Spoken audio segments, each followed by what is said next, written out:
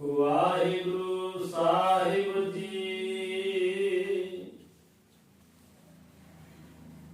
ਹਮ ਸੰਤਨ ਕੀ ਰੇਨ ਪਿਆਰੇ, ਹਮ ਸੰਤਨ ਕੀ ਸਰਣਾ। संत हमारी ओट सतानी, संत हमारा गहना।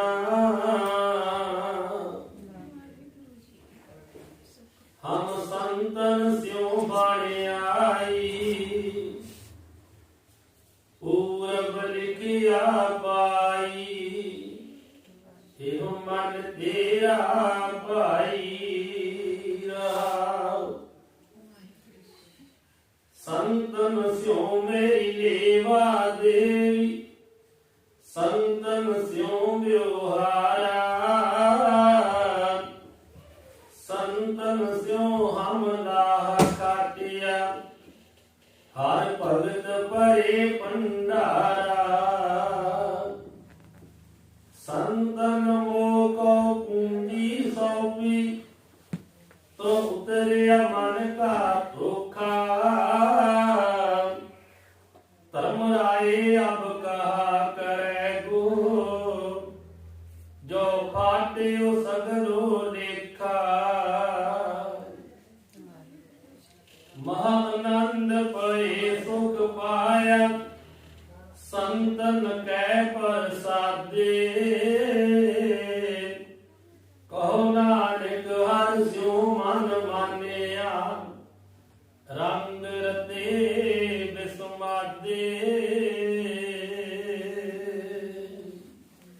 वाहिगुरु जी का खालसा, वाहिगुरु जी की फतेह। परम सत्कार जो गुरु सवारी साध संगत जी, ਵੱਡੇ ਭਾਗਾਂ ਵਾਲੇ ਹੋ ਜੋ ਪਿਛਲੇ ਕੁਝ ਦਿਨਾਂ ਤੋਂ श्रीमान संत बाबा गुरबख्श सिंह जी गुरमत संगीत अकैडमी गलका क्लब सतगुरु जी के दरबार अंदर महापुरखों के जीवन इतिहास नूं सरवण कर रहे हो। आप जी ने कल सरवण किया श्रीमान संत बाबा गुरबख्श सिंह जी जलंधर पिंड कड़ियाल तो अपने उस्ताद जी महात्मा महापुरख बाबा गेंदा सिंह जी के पासों आज्ञा पा के 8 साल गुरमत विद्या पढ़ के कीर्तन सिख के ते अपने नगर देसू मरकाने पहुंचे हन। माता पिता जी नूं जाके मिले हन, फतेह बुलाई है। माता पिता जी ने अपने छाती नाल गढ़ नाल लाया है, बड़ा प्रेम किया अपने पुत्र दे नाल। ते धार्मिक रुचि वाला जान के धार्मिक विद्या प्राप्त की है। धार्मिक ख्यालों वाले पुत्र ते बड़े खुश हुंदे हन कि साडा पुत्र भी साडे वांग धार्मिक विचारों वाला है। कुछ समा घर रहिंदियां होया है ते महापुरख अरदास बेनती करके गए सन कि 10 साल मैं अपने माता पिता की सेवा करांगा, उस तो उपरंत मैं गुरु पंथ की संगतां की सेवा करांगा। ते महाराज अगे अरदास करके गए सी कि 10 सालों तो बाद विच मैं आ जावांगा गुरु की संगतां की सेवा विच। ते 10 साल मेरे घर रहिंदियां किते मैं विसर ना जावां अपने कार्य नूं सेवा नूं। सो महापुरख जदों पिंड पहुंचे हन, घर कुछ समा रहे हन, ते जे कोई बाबा निहाल सिंह जी नूं पुछदा है कि आप जी ने पुत्र बारे की सोचिया, की करेगा गाड़ी, ते बाबा निहाल सिंह जी आखदे हन कि गुरमत विद्या सारी पढ़ ली है, कद काठ लंबा है, चाहते हैं कि जे फौज में भर्ती होने मन जाए तो बड़ी चंगी गल है। सो फौज में भर्ती हो जाएंगे, मन में यही खाश है ਕਿ ਉਮਰ ਦੀ ਰੋਟੀ ਲੱਗ ਜਾਂਦੀ ਹੈ ਜਿਹੜਾ ਫੌਜ ਵਿੱਚ ਹੋ ਜਾਂਦਾ ਹੈ। ਸੋ ਇਸ ਤਰ੍ਹਾਂ ਵਿਚਾਰਾਂ ਜਦੋਂ ਕੀਤੀਆਂ ਕੁਝ ਪਿੰਡ ਦੇ ਬੰਦਿਆਂ ਕੋਲ, ਉਹਨਾਂ ਮਨੁੱਖਾਂ ਦੇ ਕੋਲੋਂ ਬਾਬਾ ਜੀ ਨੂੰ ਪਤਾ ਲੱਗ ਗਿਆ, ਬਾਬਾ ਗੁਰਬਖਸ਼ ਸਿੰਘ ਸਾਹਿਬ ਜੀ ਨੂੰ, ਕਿ ਸਾਡੇ ਮਾਤਾ ਪਿਤਾ ਜੀ ਫੌਜ ਵਿੱਚ ਭਰਤੀ ਹੋਣ ਵਾਸਤੇ ਖਿਆਲ ਕਰਦੇ ਹਨ। ਤੇ ਮਹਾਂਪੁਰਖ ਬਰਨੋ ਛਾਉਣੀ ਜੋ ਇਸ ਵੇਲੇ ਪਾਕਿਸਤਾਨ ਵਿੱਚ ਹੈ, ਉੱਥੇ ਜਾ ਕੇ ਭਰਤੀ ਹੋ ਗਏ। ਭਰਤੀ ਹੋ ਕੇ ਰੰਗਰੂਟੀ ਕਰਕੇ ਅੰਮ੍ਰਿਤ ਛਕਿਆ ਹੈ ਤੇ ਬਾਅਦ ਵਿੱਚ ਪਿਸ਼ਾਵਰ ਵਿੱਚ ਆਪ ਜੀ ਦੀ ਡਿਊਟੀ ਲੱਗ ਗਈ ਹੈ। ਤੇ ਇੱਥੇ ਡਿਊਟੀ ਕਰਦੇ ਆ ਕੁਝ ਸਮਾਂ ਬਤੀਤ ਹੋਇਆ ਹੈ ਤੇ ਹੱਥ ਕਾਰ ਵੱਲ ਤੇ ਦਿਲ ਯਾਰ ਵੱਲ ਰੱਖਦੇ ਹਨ, ਪ੍ਰਭੂ ਦਾ ਸਿਮਰਨ ਕਰਦੇ ਹਨ। ਪਰਮੇਸ਼ਰ ਦਾ ਸਿਮਰਨ ਕਰਦਿਆਂ 4-5 ਸਾਲ ਲੰਘ ਗਏ ਹਨ। 53 ਸਿੱਖ ਪਲਟਨ ਸੀ ਮਹਾਂਪੁਰਖਾਂ ਦੀ। ਤੇ ਇੱਥੇ ਡਿਊਟੀ ਕਰਦਿਆਂ ਜਦੋਂ 4-5 ਸਾਲ ਲੰਘ ਗਏ ਤੇ ਮਨ ਵਿੱਚ ਇੱਕ ਦਿਨ ਵਿਚਾਰ ਆਈ ਕਿ ਇਹ ਡਿਊਟੀ ਛੱਡ ਦੇਣੀ ਚਾਹੀਦੀ ਹੈ, ਸੱਚੀ ਸਰਕਾਰ ਦੀ ਡਿਊਟੀ ਕਰਨੀ ਚਾਹੀਦੀ ਹੈ। ਤੇ ਇਹਨਾਂ ਦੇ ਇਲਾਕੇ ਦਾ ਹੀ, ਮਹਾਂਪੁਰਖਾਂ ਦੇ ਇਲਾਕੇ ਵੱਲ ਦਾ ਹੀ ਇੱਕ ਸੂਬੇਦਾਰ ਸੀ, ਉਹਦਾ ਨਾਮ ਸੀ ਸੂਬੇਦਾਰ ਮੰਗਲ ਸਿੰਘ। ਚੰਗਾ ਇਨਸਾਨ ਸੀਗਾ। ਤੇ ਉਹ ਮਹਾਂਪੁਰਖ ਉਹਨੂੰ ਕਹਿਣ ਲੱਗੇ ਵੀ ਮੈਂ ਨਾਂ ਕਟਾਉਣਾ ਚਾਹੁੰਦਾ ਹਾਂ। ਉਹ ਪੁੱਛਦਾ ਵੀ ਕਿਹੜੀ ਗੱਲੋਂ? ਤੇ ਮਹਾਂਪੁਰਖ ਕਹਿੰਦੇ ਕਿਤੇ ਦਾੜੀ ਤਾਂ ਨੂੰ ਚੜਾਉਣੀ ਪੈਂਦੀ ਹੈ, ਉੱਪਰ ਦੀ ਜਾਲੀ ਪਾਉਣੀ ਪੈਂਦੀ, ਮੈਨੂੰ ਚੰਗਾ ਨਹੀਂ ਲੱਗਦਾ। ਇੱਕ ਪੱਗ ਦੀ ਬੰਨਣੀ ਪੈਂਦੀ ਹੈ, ਇਹਨੂੰ ਸਵਾਰਨਾ ਪੈਂਦਾ, ਸ਼ੀਸ਼ੇ ਗਾੜੀ ਬਾਰ-ਬਾਰ ਵੇਖਣਾ ਪੈਂਦਾ, ਮੈਨੂੰ ਚੰਗਾ ਨਹੀਂ ਲੱਗਦਾ। ਤੇ ਉਹ ਕਹਿਣ ਲੱਗਾ, ਜਿਹੜਾ ਸੂਬੇਦਾਰ ਮੰਗਲ ਸਿੰਘ ਹੈ, ਕਹਿੰਦਾ ਦੋਵੇਂ ਕੰਮ ਹੀ ਤੁਹਾਨੂੰ ਮਾਫ ਨੇ। ਦਾੜਾ ਤੁਸੀਂ ਖੁੱਲਾ ਰੱਖੋ, ਪੱਗ ਵੀ ਆਪਣੀ ਮਰਜ਼ੀ ਦੀ ਤੁਸੀਂ ਦਸਤਾਰ ਸਜਾ ਲਵੋ, ਤੇ ਤੁਹਾਡਾ ਪਹਿਰਾ ਵੀ ਮਾਫ ਕਰ ਦਿੰਦੇ। ਜਿਹੜਾ ਫੌਜ ਵਿੱਚ ਪਹਿਰਾ ਲੱਗਦਾ ਉਹ ਵੀ ਤੁਹਾਨੂੰ ਮਾਫ। ਤੇ ਮਹਾਂਪੁਰਖ ਕਹਿੰਦੇ ਵੀ ਇਹ ਸਾਰਾ ਕੁਝ ਮਾਫ, ਤੇ ਮੈਂ ਪੈਸੇ ਕਾਹਦੇ ਲੈਣੇ ਆ? ਤਨਖਾਹ ਕਾਹਦੇ ਵਾਸਤੇ? ਉਹ ਕਾਹਦੀ ਲੈਣੀ? ਵਿਹਲੇ ਰਹਿਣ ਦੀ ਤਨਖਾਹ ਕਾਹਦੀ ਲੈਣੀ ਫਿਰ ਜੇ ਆਪਾਂ ਕੁਝ ਕਰਨਾ ਹੀ ਨਹੀਂ। ਤੇ ਉਹ ਮੰਗਲ ਸਿੰਘ ਸੂਬੇਦਾਰ ਕਹਿਣ ਲੱਗਾ ਕਿ ਤੁਸੀਂ ਰੰਗਰੂਟ ਜਿਹੜੇ ਨਵੇਂ ਬਣਦੇ ਆ ਨਾ, ਤੇ ਜ਼ਿਆਦਾਤਰ ਪਹਿਲਾਂ ਅਨਪੜ੍ਹ ਜਿਹੜੇ ਫੌਜ ਹੋਈ ਜਾਂਦੇ ਸਨ, ਪਹਿਲਾਂ ਅਨਪੜ੍ਹ ਜਿਹੜੇ ਨਹੀਂ ਪੜ੍ਹੇ ਉਹਨਾਂ ਨੂੰ ਵੀ ਫੌਜ ਰੱਖਦੇ ਸਨ। ਪਹਿਲੇ ਸਮੇਂ ਦੇ ਵਿੱਚ ਜਿਹੜੇ ਫੌਜੀ ਸੀ ਉਹ ਅਨਪੜ੍ਹ ਹੀ ਸਨ, ਤੇ ਉਹਨਾਂ ਨੂੰ ਗੁਰਮੁਖੀ ਜਿਹੜੀ ਪੜ੍ਹਾਉਣੀ ਤੇ ਲਿਖਣੀ ਸਿਖਾਉਣੀ ਉਹ ਫੌਜ ਵਿੱਚ ਕਾਰਜ ਕੀਤਾ ਜਾਂਦਾ ਸੀਗਾ। ਤੇ ਬਾਬਾ ਜੀ ਦੀ ਡਿਊਟੀ ਲਾਤੀ ਕਿ ਤੁਸੀਂ ਇਹਨਾਂ ਨੂੰ ਗੁਰਮੁਖੀ ਸਿਖਾਉਣੀ ਹੈ, ਲਿਖਣੀ ਵੀ ਸਿਖਾਉਣੀ ਹੈ ਤੇ ਪੜ੍ਹਨੀ ਵੀ ਸਿਖਾਉਣੀ ਹੈ। ਤੇ ਮਹਾਂਪੁਰਖ ਮੰਨ ਗਏ ਤੇ ਕਹਿਣ ਲੱਗੇ ਵੀ ਇਹ ਤੇ ਚੰਗੀ ਗੱਲ ਹੈ, ਮਨ ਭਾਉਂਦਾ ਕਾਰਜ ਹੋ ਗਿਆ, ਸੇਵਾ ਹੈ, ਨਾਲ ਗੁਰੂ ਦੀ ਸੇਵਾ ਹੈ, ਨਾਲ ਡਿਊਟੀ ਹੋਵੇਗੀ। ਤੇ ਮਹਾਂਪੁਰਖ ਜਿਹੜੀ ਤਨਖਾਹ ਹੈ ਉਹ ਕੁਝ ਪਿੰਡ ਭੇਜ ਦਿਆ ਕਰਦੇ ਸੀ ਮਾਤਾ ਪਿਤਾ ਨੂੰ, ਤੇ ਕੁਝ ਤਨਖਾਹ ਜਿਹੜੀ ਉਹ ਜਿੱਥੇ ਗਰੀਬਾਂ ਨੂੰ ਕਿਸੇ ਨੂੰ ਲੋੜ ਹੋਵੇ, ਕਿਸੇ ਸਮਾਨ ਦੀ, ਕਿਸੇ ਕੰਮ ਦੀ, ਤੇ ਉਹ ਕਾਰਜ ਪੂਰਾ ਕਰ ਦਿਆ ਕਰਦੇ ਸਨ, ਲੋੜ ਪੂਰੀ ਕਰ ਦਿਆ ਕਰਦੇ ਸੀਗੇ। ਬਾਕੀ ਆਪ ਸਾਦੇ ਪਹਿਰਾਵੇ ਵਿੱਚ ਰਹਿੰਦੇ ਸਨ ਤੇ ਪਰਮੇਸ਼ਰ ਦਾ ਸਿਮਰਨ ਕਰਦੇ ਹਨ ਵੱਧ ਤੋਂ ਵੱਧ। ਸੋ ਇਥੋਂ ਤੱਕ ਆਪ ਜੀ ਨੇ ਸਰਵਣ ਕੀਤਾ। ਇਹਨੂੰ ਅੱਗੇ ਜੋ ਮਹਾਂਪੁਰਖਾਂ ਦੇ ਜੀਵਨ ਦਾ ਇਤਿਹਾਸ ਆ ਰਿਹਾ ਹੈ, ਆਪ ਜੀ ਸਰਵਣ ਕਰੋ। ਹੁਣ ਸੂਬੇਦਾਰ ਮੰਗਲ ਸਿੰਘ ਜੀ ਨੇ ਆਪਣਾ ਫਰਜ਼ ਨਿਭਾ ਦਿੱਤਾ ਹੈ। ਉਹ ਸਮਾਂ ਆਪਣੀ ਚਾਲੇ ਚੱਲਦਾ ਗਿਆ ਹੈ। ਹੁਣ ਜਦੋਂ 5-6 ਸਾਲ ਲੰਘ ਗਏ, ਕੁਝ ਸਮਾਂ ਲੰਘ ਗਿਆ ਹੋਰ, ਤੇ ਫਿਰ ਕੀ ਹੋਇਆ ਵੀ ਪਿਸ਼ਾਵਰ ਦੇ ਇਧਰਲੇ ਪਾਸੇ ਇੱਕ ਜੱਗਾ ਖੇਲ ਮੁਹੰਮਦ, ਉਸ ਪਾਸੇ ਜੰਗ ਛਿੜ ਗਈ। ਉਧਰ ਇਲਾਕਾ ਹੈ ਜੱਗਾ ਖੇਲ ਮੁਹੰਮਦ, ਉਧਰ ਜੰਗ ਛਿੜ ਪਈ। ਤੇ ਉਸ ਵੇਲੇ ਇਹ ਜਿਹੜੀ ਕੰਪਨੀ ਹੈ 53 ਸਿੱਖ ਪਲਟਨ, ਇਹਨੂੰ ਉਧਰ ਭੇਜ ਦਿੱਤਾ ਜੰਗ ਵਿੱਚ। ਤੇ ਮਹਾਂਪੁਰਖਾਂ ਨੇ ਫਿਰ ਨਾਲ ਹੀ ਜਾਣਾ ਸੀ, ਕਿਉਂਕਿ ਇਹਨਾਂ ਦੀ ਪਲਟਨ ਹੈ, ਇਹਨਾਂ ਦੀ ਕੰਪਨੀ ਜਿੱਥੇ ਜਾਵੇ ਉੱਥੇ ਜਾਣਾ ਪੈਂਦਾ ਹੈ ਨਾਲ। ਫਿਰ ਸੰਤ ਬਾਬਾ ਗੁਰਬਖਸ਼ ਸਿੰਘ ਜੀ ਨੂੰ ਵੀ ਉਧਰ ਹੀ ਜਾਣਾ ਪਿਆ। ਪਰ ਇਹਨਾਂ ਨੂੰ ਪਿੱਛੇ ਪਿੱਛੇ ਜਿਹੜੀ ਭਾਰ ਬਰਦਾਰੀ ਹੁੰਦੀ ਹੈ ਨਾ, ਕਿ ਜਿਹੜਾ ਪਿੱਛੇ ਸਮਾਨ ਹੁੰਦਾ ਹੈ ਗੱਡੀਆਂ ਦੇ ਉੱਤੇ, ਉਹਨਾਂ ਦੇ ਨਾਲ ਸੀ ਮਹਾਂਪੁਰਖ। ਕਿਉਂ ਕੁਝ ਗਾੜੀ ਲੜਨ ਵਾਸਤੇ ਜਾਂਦੇ ਆ, ਕੁਝ ਜਿਹੜੇ ਉਹ ਪਿੱਛੇ ਸਮਾਨ ਲੈ ਕੇ ਜਾਂਦੇ ਆ, ਤੇ ਬਾਬਾ ਜੀ ਸਮਾਨ ਦੇ ਨਾਲ ਸਨ। ਤੇ ਜਦੋਂ ਸਾਰੇ ਸਿਪਾਹੀਆਂ ਨੂੰ ਰੋਜ਼ਾਨਾ ਰੌਂਦ ਮਿਲਦੇ ਸੀ ਨਾ ਕਾਰਤੂਸ ਚਲਾਉਣ ਵਾਸਤੇ, ਜਦੋਂ ਵੰਡਣੇ ਤਾਂ ਸਾਰਿਆਂ ਨੂੰ ਮਿਲਦੇ ਸੀਗੇ, ਤੇ ਉਦੋਂ ਮਹਾਂਪੁਰਖਾਂ ਨੂੰ ਵੀ ਮਿਲਣੇ ਰੌਂਦ ਚਲਾਉਣ ਵਾਸਤੇ ਸਾਰਿਆਂ ਨੂੰ ਇੱਕੋ ਜਿਹੇ ਮਿਲਦੇ ਸੀਗੇ। ਤੇ ਹੁਣ ਮਹਾਂਪੁਰਖ ਦੇ ਪਿੱਛੇ ਰਹਿੰਦੇ ਸੀ ਗੱਡੀਆਂ ਦੇ ਸਮਾਨ ਲਾਗੇ, ਤੇ ਉੱਥੇ ਜਿਹੜੇ ਉਹ ਸਾਰੇ ਚਲਾਏ ਨਹੀਂ ਸੀ ਜਾਂਦੇ, ਕੁਝ ਥੋੜੇ ਚਲਾਏ ਜਾਂਦੇ ਸੀਗੇ, ਮੌਕਾ ਨਹੀਂ ਸੀ ਮਿਲਦਾ ਉੱਥੇ ਕਿਹਨੂੰ ਚਲਾਉਣੇ ਸੀ, ਉਹ ਪਿੱਛੇ ਸੀ ਨਾ। ਹੁਣ ਅਗਲੇ ਤੇ ਰੌਂਦ ਜਿਹੜੇ ਚੱਲਦੇ ਸੀ ਪਿੱਛੇ ਨਹੀਂ ਸੀ ਚੱਲਦੇ ਉਹਨੇ, ਉਹ ਕੋਈ ਨਾ ਕੁਝ ਰੌਂਦ ਵੱਧ ਜਾਣੇ, ਰੋਜ਼ਾਨਾ ਦੇ ਕਾਰਤੂਸ ਜਿਹੜੇ ਉਹ ਬਚ ਜਾਂਦੇ ਸਨ। ਤੇ ਮਹਾਂਪੁਰਖਾਂ ਨੇ ਉਹ ਬਿਸਤਰੇ ਦੇ ਵਿੱਚ ਰੱਖ ਲਿਆ ਕਰਨੇ, ਜਿਹੜੇ ਵਧਨੇ ਨਾ ਉਹ ਬਿਸਤਰੇ 'ਚ ਰੱਖ ਲਿਆ ਕਰਨੇ, ਜਿਹੜਾ ਬਿਸਤਰਾ ਸੀਗਾ, ਤੇ ਰੋਜ਼ਾਨਾ ਹੀ ਬਿਸਤਰੇ ਵਿੱਚ ਰੱਖਦੇ ਰਹੇ। ਏਦਾਂ 95 ਰੌਂਦ ਜਿਹੜੇ ਜਮਾ ਹੋ ਗਏ, ਜਿਹੜੇ ਚਲਾਏ ਨਹੀਂ ਮਹਾਂਪੁਰਖਾਂ ਨੇ, ਕਿਉਂਕਿ ਆਪ ਜੀ ਤੇ ਪਰਮੇਸ਼ਰ ਦੀ ਬੰਦਗੀ ਵੱਲ ਧਿਆਨ ਰੱਖਦੇ ਸਨ। ਉਹ 95 ਰੌਂਦ ਜਿਹੜੇ ਆ ਮਹਾਂਪੁਰਖਾਂ ਦੇ ਬਿਸਤਰੇ ਵਿੱਚ ਹੀ ਰਹੇ।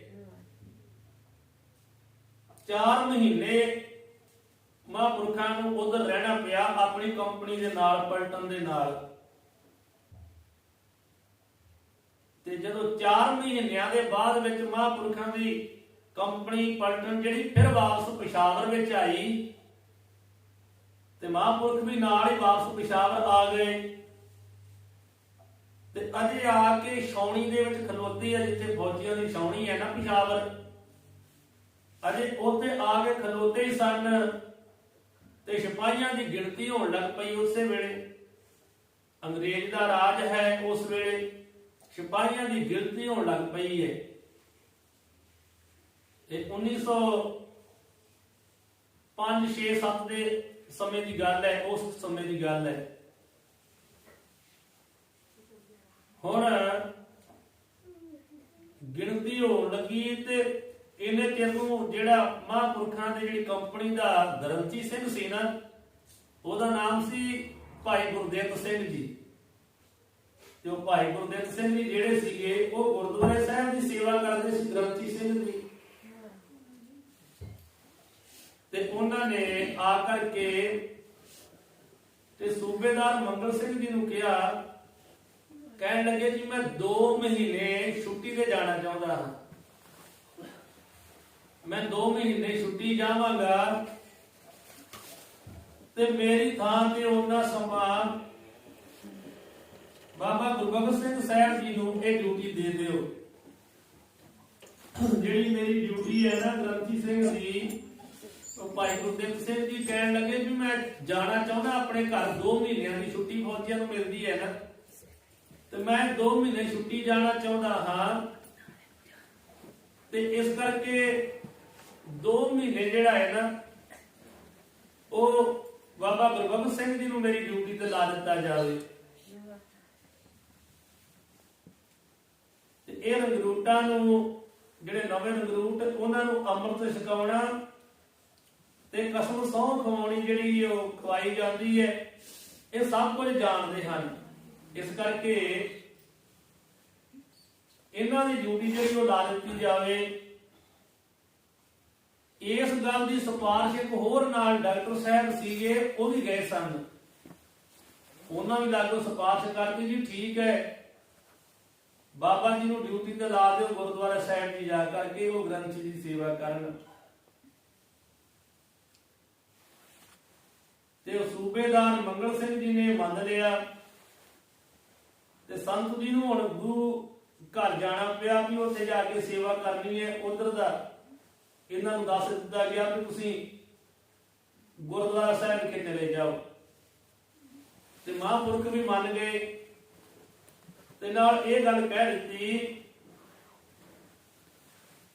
ਸੰਤ ਜੀ ਨੇ, ਬਾਬਾ ਗੁਰਬਖਸ਼ ਸਿੰਘ ਜੀ ਨੇ, ਕਹਿਣ ਲੱਗੇ ਵੀ ਹਮੇਸ਼ਾ ਵਾਸਤੇ ਨਹੀਂ, ਜਿੰਨਾ ਚਿਰ ਇਹ ਭਾਈ ਗੁਰਦਿੱਤ ਸਿੰਘ ਜੀ ਗ੍ਰੰਥੀ ਸਿੰਘ 2 ਮਹੀਨੇ ਨਹੀਂ ਨਾ ਆਉਂਦੇ, ਉਹਨਾਂ ਚਿਰ ਅਸੀਂ ਸੇਵਾ ਕਰਾਂਗੇ। ਜਦੋਂ ਇਹ ਆ ਗਏ, ਇਹ ਆਪਣੀ ਡਿਊਟੀ ਤੇ ਆ ਜਾਣਗੇ ਤੇ ਅਸੀਂ ਫਿਰ ਆਪਣੀ ਡਿਊਟੀ ਤੇ ਵਾਪਸ ਆ ਜਾਵਾਂਗੇ। ਇਹਨਾਂ ਦੇ ਜਿੰਨਾ ਚਿਰ ਨਾ ਆਏ ਉਹਨਾਂ ਚਿਰ ਅਸੀਂ ਡਿਊਟੀ ਨਿਭਾਵਾਂਗੇ। ਸੋ ਐਸਾ ਹੋਣ ਤੇ ਮਹਾਂਪੁਰਖ ਜਾ ਕਰਕੇ ਗੁਰੂ ਘਰ ਗੁਰਦੁਆਰਾ ਸਾਹਿਬ ਵਿਖੇ ਗ੍ਰੰਥੀ ਦੀ ਸੇਵਾ ਨਿਭਾਉਣ ਲੱਗ ਪਏ। ਤੇ ਹੁਣ ਜਿਹੜੇ ਰੌਂਦ ਸੀ ਨਾ ਵਾਧੂ, ਉਹ ਮਹਾਂਪੁਰਖਾਂ ਨੇ ਜਮ੍ਹਾਂ ਨਹੀਂ ਸੀ ਕਰਾਏ। ਬਾਕੀ ਸਾਰਾ ਸਮਾਨ, ਕਿਉਂਕਿ ਜਦੋਂ ਗੁਰਦੁਆਰਾ ਸਾਹਿਬ ਵਿਖੇ ਜਾਣਾ ਹੈ ਨਾ, ਉਦੋਂ ਆਪਣੀ ਜਿਹੜੀ ਰਾਈਫਲ ਹੈ ਉਹ ਵੀ ਜਮ੍ਹਾਂ ਕਰਾਉਣੀ ਪੈਂਦੀ ਹੈ। ਹੋਰ ਜਿਹੜਾ ਵਾਧੂ ਸਮਾਨ ਹੋਵੇ ਉਹ ਵੀ ਜਮ੍ਹਾਂ ਕਰਵਾਉਣਾ ਪੈਂਦਾ ਹੈ। ਸਰਕਾਰੀ ਸਮਾਨ ਜਮ੍ਹਾਂ ਕਰਵਾਉਣਾ ਪੈਂਦਾ ਹੈ।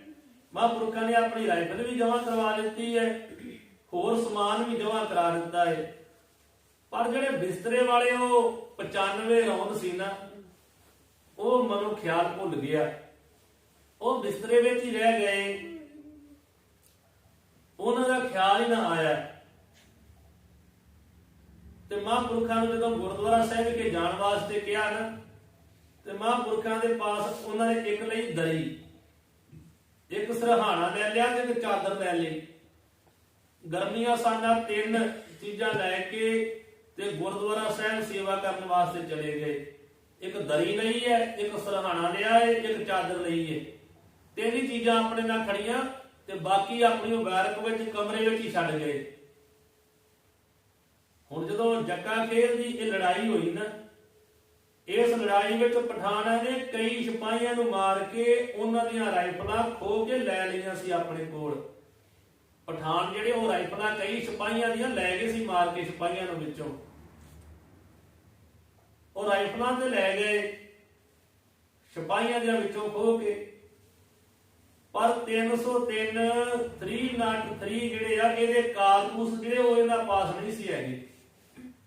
ਉਹਨਾਂ ਵਿੱਚ ਚਲਾਉਣ ਨੂੰ ਕਾਰਤੂਸ ਵੀ ਚਾਹੀਦੇ ਆ ਨਾ, ਉਹ ਨਹੀਂ ਸੀ ਕਿਤੇੋਂ ਮਿਲਦੇ।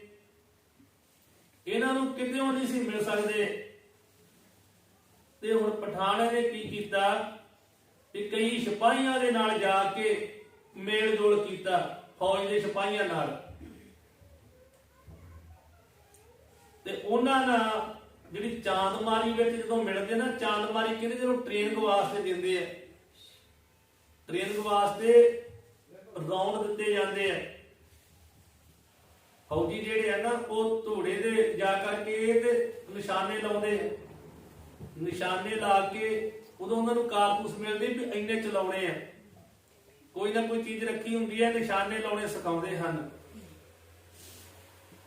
ਹੁਣ ਉਹਦੇ ਵਿੱਚੋਂ ਜਦੋਂ ਨਿਸ਼ਾਨੇ ਲਾਉਂਦੇ ਤੇ ਕੁਝ ਜਿਹੜੇ ਕਾਰਤੂਸ ਆ ਉਹ ਵੱਧ ਜਾਂਦੇ ਸਨ, ਬਚ ਜਾਂਦੇ ਸੀ, ਬਚਾ ਲੈਂਦੇ। ਉਹ ਕਾਰਤੂਸ ਬਚਾ ਕੇ ਉਹ ਇਹਨਾਂ ਪਠਾਨਾਂ ਨੂੰ 5-5 ਰੁਪਏ ਦੇ ਵੇਚ ਦਿਆ ਕਰਦੇ ਸਨ। ਕਿਸੇ ਨੇ 4 ਰੁਪਏ ਦੇ ਵੇਚ ਦੇਣੇ, ਕਿਸੇ ਨੇ 3 ਦੇ, ਕਿਸੇ ਨੇ 5 ਦੇ ਵੇਚ ਦੇਣੇ। ਜਦੋਂ ਏਦਾਂ ਇਹ ਰੌਂਦ ਵੇਚਦੇ ਰਹਿਣਾ, ਵਿੱਚੋਂ ਬਚਾਉਂਦੇ ਰਹਿਣਾ, ਤੇ ਉਹ ਪਠਾਨਾਂ ਨੂੰ ਵੇਚ ਦਿਆ ਕਰਨੇ।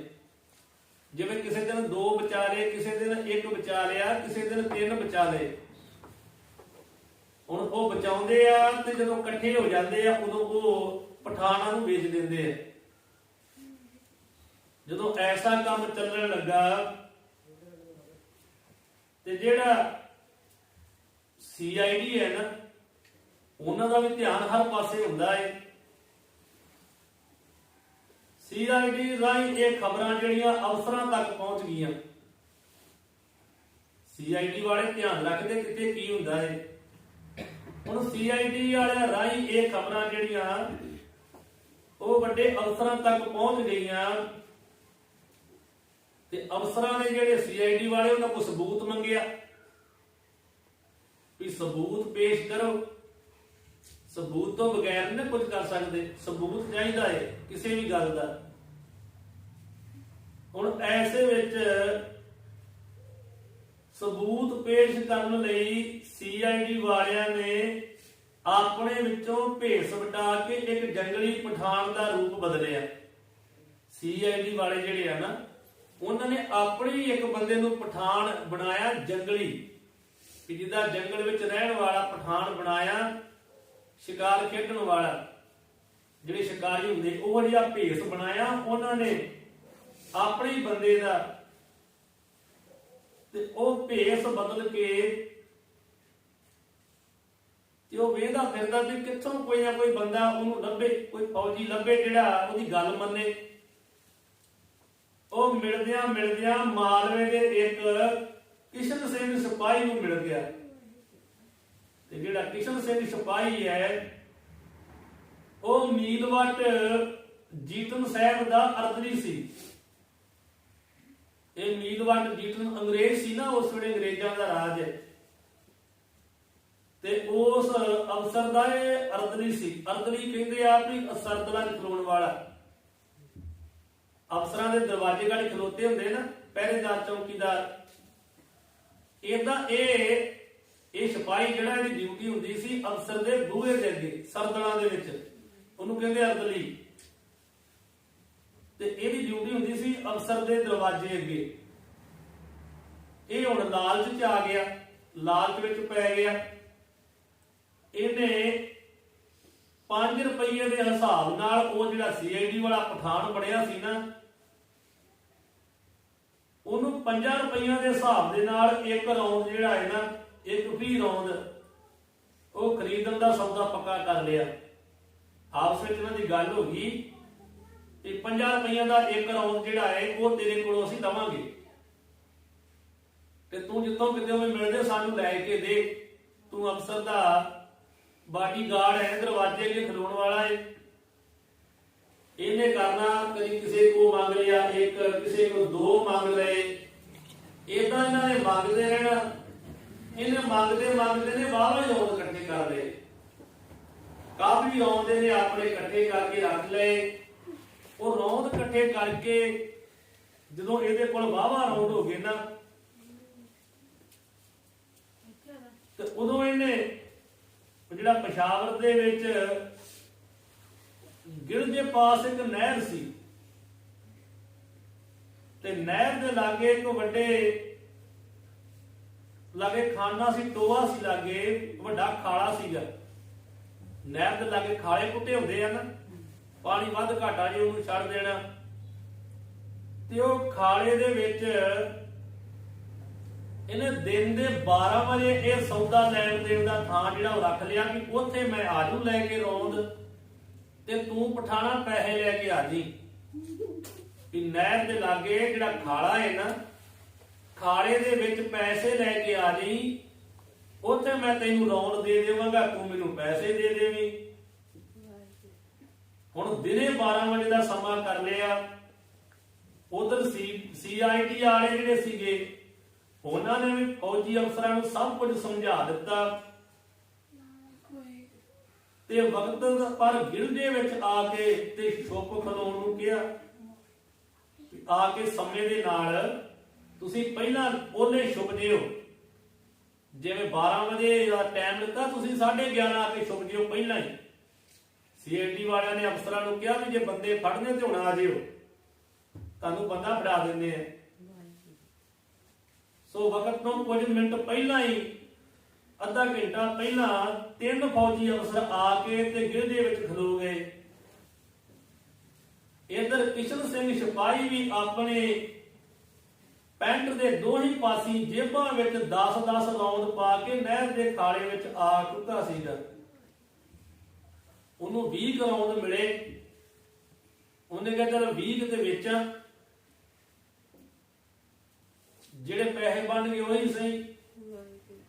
100 ਰੁਪਇਆ ਬਣਨਾ ਸੀ ਉਦੋਂ, 100 ਰੁਪਇਆ ਬਹੁਤ ਜ਼ਿਆਦਾ ਸੀਗਾ ਉਸ ਵੇਲੇ,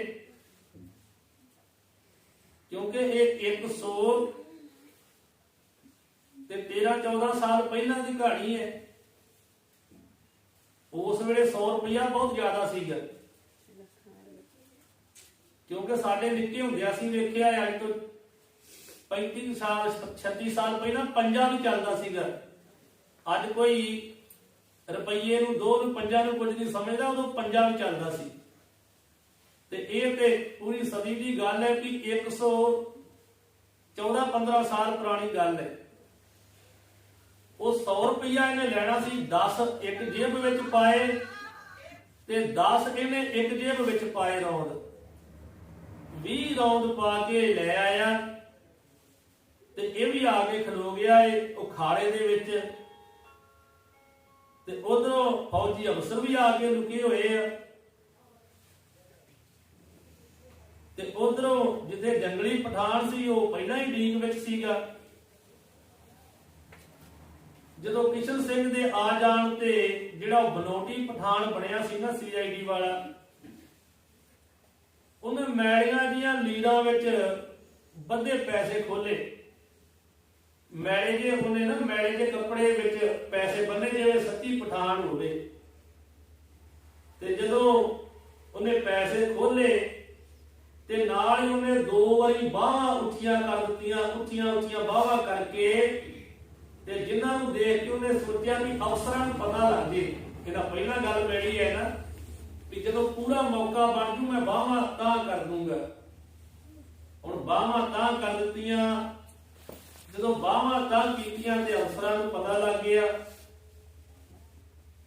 ਪਰ ਕਿਸ਼ਨ ਸਿੰਘ ਨੂੰ ਇਹ ਪਠਾਨ ਦੀ ਹਰਕਤ ਜਿਹੜੀ ਉਹਦਾ ਪਤਾ ਨਹੀਂ ਲੱਗਿਆ। ਕਿਉਂ ਨਹੀਂ ਲੱਗਿਆ? ਉਹਨੇ ਤਾਂ ਧੌਣ ਠਾਣ ਕੀਤੀ ਹੈ। ਕਿਉਂਕਿ ਉਹ ਰੁਪਈਏ ਵੀ ਜਿਹੜੇ ਸੀ ਉਹ ਕੱਲਾ ਕੱਲਾ ਇੱਕ ਗਿਣਨਾ ਸੀਗਾ, 100 ਰੁਪਇਆ ਸਿੱਧਾ ਨਹੀਂ ਸੀ। ਇਹ ਠਾਣ ਧਿਆਨ ਕਰਕੇ ਤੇ ਪੈਸੇ ਗਿਣਦਿਆ ਵਾ, ਪੈਸਿਆਂ ਨੂੰ ਗਿਣਦਿਆ 1 ਰੁਪਈਆ 2 ਰੁਪਈਏ 3 ਰੁਪਈਏ, ਇਹ 100 ਰੁਪਈਆ ਗਿਣਦਿਆ ਠਾਣ ਧਿਆਨ ਕਰਕੇ। ਉਹਨੇ ਉੱਤੇ ਹੱਥ ਦੋਵੇਂ ਤਾਂ ਕਰਕੇ ਹਿਲਾ ਦਿੱਤੇ ਵੀ ਆ ਜਾਓ ਮੌਕਾ ਬਣ ਗਿਆ। ਹੁਣ ਉਧਰ ਗਿਲਡੇ ਵਿੱਚ ਜਿਹੜੇ 3 ਫੌਜੀ ਅਫਸਰ ਸੀ, ਨੀਲਵਟ ਜੀਤਨ ਸਾਹਿਬ, ਮੇਜਰ ਸਾਹਿਬ ਤੇ ਕੈਪਟਨ ਬਰਾਉਨ ਸਾਹਿਬ, ਇਹ ਖੜੇ ਸੀ 3 ਜਾਣੇ। ਇਧਰੋਂ ਬਨੌਟੀ ਪਠਾਨ ਦੀ ਉੱਚੀ ਬਾਂਹ ਦਾ ਇਸ਼ਾਰਾ ਪੈਂਦੇ ਮੌਕੇ ਉੱਤੇ ਆ ਧੁੱਕੇ। ਜਦੋਂ ਆਣ ਪਹੁੰਚੇ ਤੇ ਜਿਹੜਾ ਕਿਸ਼ਨ ਸਿੰਘ ਹੈ ਨਾ ਸਿਪਾਹੀ ਜਿਹੜਾ ਰੌਂਦ ਵੇਚਣ ਆਇਆ, ਇਹਨਾਂ ਨੂੰ ਦੇਖ ਕੇ ਬੜਾ ਘਬਰਾਇਆ ਤੇ ਘਬਰਾਇਆ ਸੋਚਣ ਲੱਗਾ ਵੀ ਕੀ ਕਰਾਂ, ਹੁਣ ਕੀ ਕੀਤਾ ਜਾਵੇ। ਪਰ ਐਡੀ ਛੇਤੀ ਔੜ ਦੀ ਸੋਚਦੀ ਨਹੀਂ ਕਿ ਹੁਣ ਕੀ ਕੀਤਾ ਜਾਵੇ, ਵੀ ਹੁਣ ਫੜਿਆ ਗਿਆ ਮੌਕੇ ਤੇ ਮੈਂ ਕੀ ਕਰਾਂ। ਇਹਦੇ ਮਨ ਵਿੱਚ ਅਜੇ ਕੋਈ ਗੱਲ ਨਹੀਂ ਸੀ ਆਈ, ਪਰ ਅਫਸਰਾਂ ਨੇ ਆਣ ਕੇ ਦਬੋਚ ਲਿਆ ਤੇ ਪੁੱਛਿਆ ਕੀ ਕਰਦੇ ਹੋ ਤੇ ਕੀ ਕਰਨ ਦੇ ਹੋ ਇੱਥੇ ਆ ਕੇ। ਇਹ ਅਜੇ ਬੋਲਿਆ ਨਹੀਂ ਸੀ ਤੇ ਉਹ ਜਿਹੜਾ ਜੰਗਲੀ ਪਠਾਨ ਬਣਿਆ ਸੀ ਨਾ CID ਵਾਲਾ, ਉਹਨੇ ਉਸੇ ਵੇਲੇ ਸਾਰਾ ਕੁਝ ਦੱਸ ਦਿੱਤਾ। ਆਂਦਾ ਜੀ ਮੁੱਲ ਨਾਲ ਮੈਂ ਇਹਦੇ ਪਾਸੋਂ ਰੌਂਦ ਖਰੀਦਣੇ ਆ, 20 ਰੌਂਦ ਇਹਦੇ ਕੋਲੋਂ ਮੈਂ 100 ਰੁਪਏ ਦੇ ਵਿੱਚ ਲੈਣੇ ਕੀਤੇ ਆ। ਤੇ ਉਹ ਰੁਪਈਏ ਜਿਹੜੇ ਉਹ ਗਿਣਦਿਆ ਸੀਗਾ ਤੇ ਆਪ ਜੀ ਉੱਤੇ ਆ ਗਏ। ਮੈਂ 20 ਰੌਂਦ ਦੇ ਕੋਲ ਲੈਣੇ ਆ, ਇਹਦੀ ਜੇਬ ਵਿੱਚ ਰੌਂਦ ਆ। ਪਹਿਲਾਂ ਇਹਨੂੰ ਪੈਸੇ ਦਿੱਤੇ ਆ, ਇਹ ਪੈਸੇ ਗਿਣ ਡਿਆ ਵਾ, ਅਜੇ ਪੈਸੇ ਗਿਣ ਡਿਆ ਵਾ, ਰੌਂਦ ਮੈਂ ਅਜੇ ਲੈਣੇ ਦੀਆਂ ਜੇਬਾਂ ਵਿੱਚ ਰੌਂਦ ਆ। ਉਤੋਂ ਤੁਸੀਂ ਆ ਗਏ ਹੋ, ਬਸ ਇੰਨਾ ਕੀ ਪਤਾ ਹੈ ਸਾਨੂੰ। ਹੁਣ 100 ਰੁਪਏ ਵਿੱਚ ਲੈਣੇ ਦੱਸ ਦਿੱਤਾ ਤੇ ਪਠਾਨ ਨੇ ਹੱਥ ਜੋੜੇ ਤੇ ਕਿਹਾ ਜੀ ਵੇਖੋ ਜੀ, ਇਹ ਵੀ ਆਖਿਆ ਵੀ ਇਹ ਤੇ ਹਜ਼ੂਰ ਇਹ ਤੇ ਆਪ ਜੀ ਦੀ ਫੌਜ ਦਾ ਹੀ ਆਦਮੀ ਆ, ਇਹ ਤੇ ਤੁਹਾਡੀ ਫੌਜ ਦਾ ਆਦਮੀ ਆ, ਜੋ ਚਾਹੋ ਇਹਦੇ ਨਾਲ ਕਰੋ, ਇਹ ਤੁਹਾਡਾ ਹੀ ਬੰਦਾ ਹੈ ਨਾ ਅਫਸਰੋ, ਇਹ ਤੁਹਾਡੀ ਫੌਜ ਦਾ ਬੰਦਾ ਹੈ, ਇਹਨਾਂ ਜੋ ਮਰਜ਼ੀ ਕਰੋ। ਪਰ ਮੈਨੂੰ ਤਾਂ ਮੈਂ ਤੇ ਮੁੱਲ ਲੈਣੇ ਸੀਗੇ, ਪੈਸੇ ਦੇਣੇ ਤਾਂ ਲੈਣੇ ਸੀ ਨਾ, ਮੇਰਾ ਇਹਦੇ ਵਿੱਚ ਕੀ ਕਸੂਰ ਹੈ। ਫਿਰ ਮੈਂ ਸੱਚੋ ਸੱਚ ਤੁਹਾਨੂੰ ਦੱਸ ਦਿੱਤਾ ਹੈ ਤੇ ਹੁਣ ਮੈਨੂੰ ਮਾਫ ਕਰ ਦਿਓ, ਮੇਰਾ ਤਾਂ ਕਸੂਰ ਕੋਈ ਨਹੀਂ ਹੈ। ਹੈਗਾ ਤਾਂ CID ਵਾਲਾ ਹੀ ਹੈ ਨਾ, ਉਹ ਸਾਹਮਣੇ ਬਣਿਆ ਸੀ, ਕਹਿੰਦਾ ਮੇਰਾ ਕਸੂਰ ਕੋਈ ਨਹੀਂ ਹੈ, ਮੈਨੂੰ ਛੱਡ ਦਿੱਤਾ ਜਾਵੇ।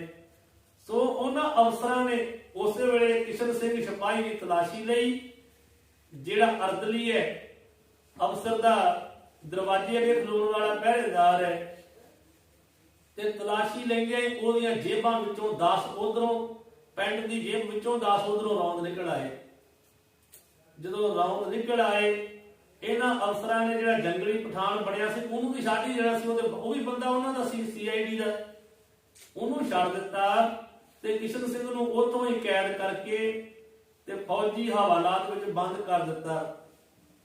ਉਸੇ ਦਿਨ ਤੋਂ ਹੀ ਜਿਹੜੇ ਫੌਜੀ ਅਫਸਰ ਸੀ ਉਹਨਾਂ ਦੇ ਹੁਕਮ ਨਾਲ ਬਿਗਲ ਸਿੰਬਲੀ ਵਜਾਇਆ ਗਿਆ। ਪਲ ਪਲ ਵਿੱਚ ਸਾਰੀ ਫੌਜ ਜਿਹੜੀ ਹੈ ਨਾ ਉਹ ਫਾਰਮ ਕੀਤੀ ਗਈ ਤੇ ਗੋਰਿਆਂ ਦੀ ਫੌਜ ਹੇਠਾਂ 4 ਕੰਪਨੀਆਂ ਸਿੱਖਾਂ ਦੀਆਂ, 2 ਡੋਗਰਿਆਂ ਦੀਆਂ, 2 ਪਠਾਨਾਂ ਦੀਆਂ ਸਨ। ਸਾਰਿਆਂ ਦੀ ਵਾਰੀ ਵਾਰੀ ਆ ਕੇ ਤੇ ਤਲਾਸ਼ੀ ਲੈਣੀ ਸ਼ੁਰੂ ਕਰ ਦਿੱਤੀ।